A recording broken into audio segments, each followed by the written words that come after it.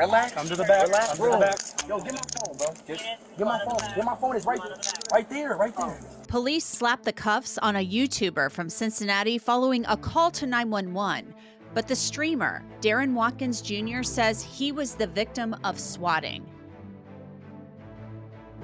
Now listen to me. Someone called the 911 center and said, with your name, that you wanted to hurt your family and hurt yourself. So we came to make sure you're okay. I'm Angenette Levy, and welcome to Law&Crime's Sidebar podcast. This video that we are going to show you is pretty incredible. Darren Watkins has more than 10 million subscribers on his YouTube channel, and he goes by the name IshowSpeed. Here's some of what happened back on August 8th, when Cincinnati police received a 911 call saying that Watkins was making threats. Well, apparently someone called a help center out in Iowa and said, address and I want to kill myself, my family. No, he's lying. It's obviously a lie. It's a lie. Well, okay? we're here to make sure, right? Oh, yes. Because of school shootings, right? Yes. Be on my side. Yeah. Work with me. Yeah. Right, imagine if, like, you have a son. Hear me out. Imagine you have a son. You love him so much, and then someone calls your house and says, "My son's." They said you have a Glock, an AR-15, and want to shoot everybody. Oh, yes. All right. Well, let's put you in the car. And joining me to talk about this is Chad Ayers. He is a veteran SWAT team member. He actually oversaw a full-time SWAT team in Greenville, South Carolina for many years. Chad, welcome to Sidebar. Thanks for coming on. It's great to be here. Thanks for having me. First up, let's talk about what swatting is. Explain to the listeners and the viewers what exactly that phenomenon is. Right. So actually swatting goes back to, there's some documented cases back in 2008 where this was taking place. So, and we saw it a lot in the gaming aspect, which kind of, brings us to what happened up in Cincinnati. But what happens is these gamers get mad at each other about whatever game they are trying to play at the time. And a spoofed call, a fake call is placed to the 911 dispatch center. And we have seen a variety of different types of scenarios play out. The most frequent one is a hostage type situation where this person's calling saying, I've killed my parents and I've taken my siblings hostage, which at that point is the cavalry's coming. So you're drawing the most tactical units into a residence or to a residence to try to find out what's really taking place. Lo and behold, the whole time, this is all just a fake thing. The person at the residence that they're being called to has no idea what's going on when law enforcement shows up. Swatting is a crime. It's illegal. It wastes law enforcement resources. This call apparently appears to have come from Iowa, according to the body camera video. So talk to me about the illegality of swatting. Right. I mean, you're basically placing a false 911 call in. We have documented cases across the country. A big one is, in December 2017, a gentleman by the name of Andrew Finch lost his life because law enforcement showed up thinking that he had killed his family. And the officer arrived on scene, thought saw him reaching for a gun. Turned out he didn't. And then we had in April 2020, another gentleman, Mark Herring, lost his life. I think that was in Tennessee. Where he had a heart attack when all these law enforcement officers arrived. So, like you said, it is illegal to basically falsifying a police report or calling in a false 911 call to dispatch. So when the police show up, they cuff Watkins and they start asking questions, things like that. So let's take a look at a little bit of that portion of the video. His mom? Please, they prank in my house. Are you his mom? Yes, Okay, they prank our house all the time. Okay. Well, let us figure it out. Oh my God, we were y'all, concerned. this got to stop. No, y'all taking my son over. No, we're not people taking to keep him. pranking my son. Y'all got him in handcuffs right now. Well, we're going to make sure he doesn't want to harm himself. No, he ain't going to harm himself. All right, Go in our house we'll be right now. People keep pranking my house. Well, you need to explain it to me so we can investigate it properly. Really? Please, come here. I'm on your side. I got 5 kids. Hold Okay, on. calm down first. Because you Then got talk my to me. son in handcuffs for no reason right Well, because people were calling saying he wanted to kill you. I don't know if you knew that. Now, Chad, the police there, said, look, we're on your side, that type of thing. What strikes you about this video in the way that the police handled it? Honestly, initially, we do have to do an investigation. There's that initial, part where we have to detain people initially till we completely determine this is not a true call. This isn't a true hostage situation. So initially, yes, detaining the parties involved to find out, because I think they actually utilized his name in the 911 call. Obviously, there's a lot of stress on both parties and a lot of confusion when law enforcement arrives. But for the safety of the individual there at the house and law enforcement, an initial detaining is not something that is unheard of.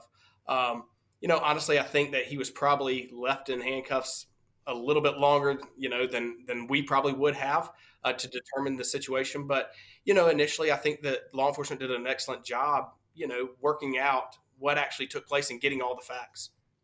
Watkins complied, which is always a good thing. I want to talk about that because I know there are instances in which people who are being detained or who are being talked to by the cops are fearful. They sometimes resist or they run away.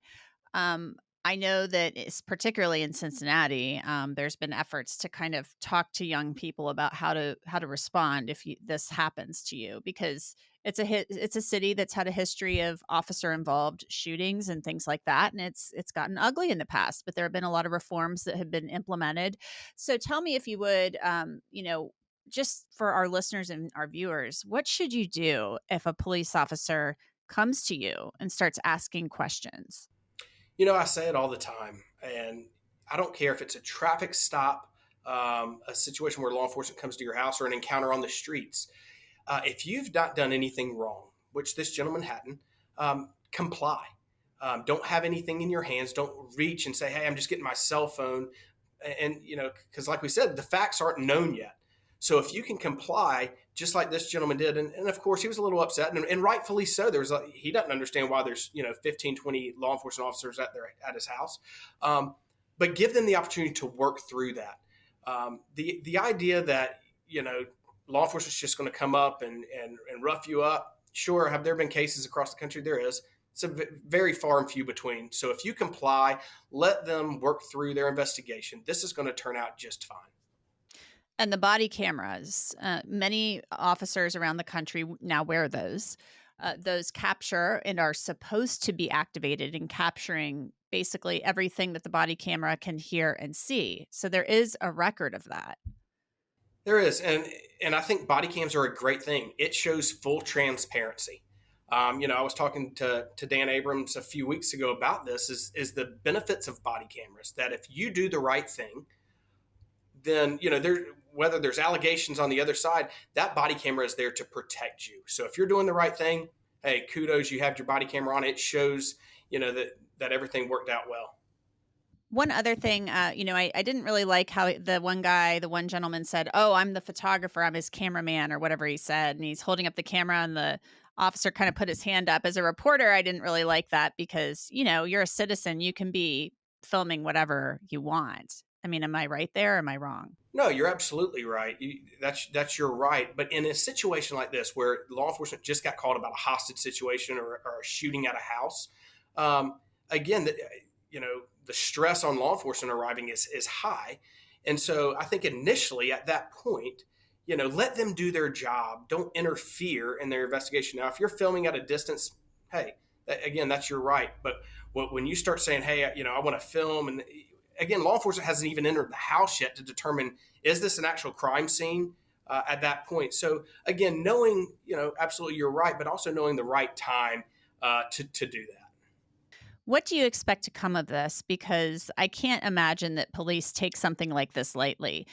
There were 2 officers, it appears, who were sent to this scene, to this call. They're amped up, I'm assuming. They're the neck on the hair on the back of their necks might be standing up a little bit. They're thinking this could be somebody who's threatening to harm people and himself, to kill people. So they're going to be on high alert.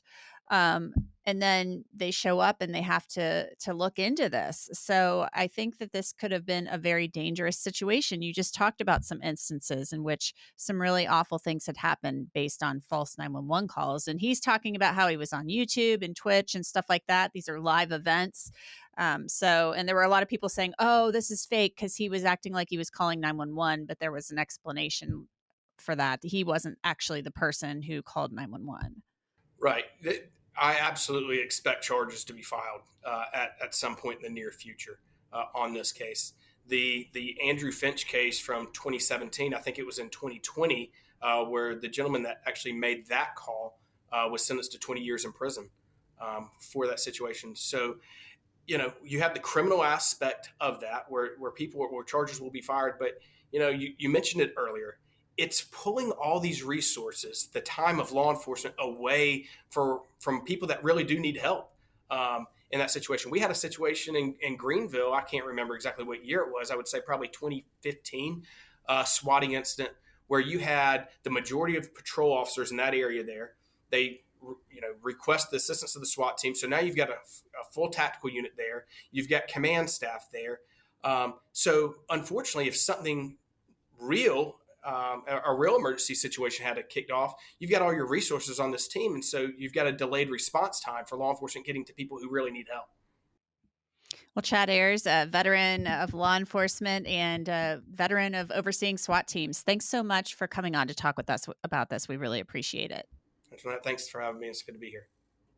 And that's it for this edition of Law and Crime Sidebar podcast. It is produced by Sam Goldberg, Michael Deininger, and Logan Harris. Bobby Szoke is our YouTube manager. Alyssa Fisher handles our bookings. And Kiera Bronson is in charge of our social media. You can listen to Sidebar on Apple, Spotify, Google, and wherever else you get your podcasts. Also, you can watch Sidebar on the Law and Crime YouTube channel. I'm Angenette Levy, and we'll see you next time.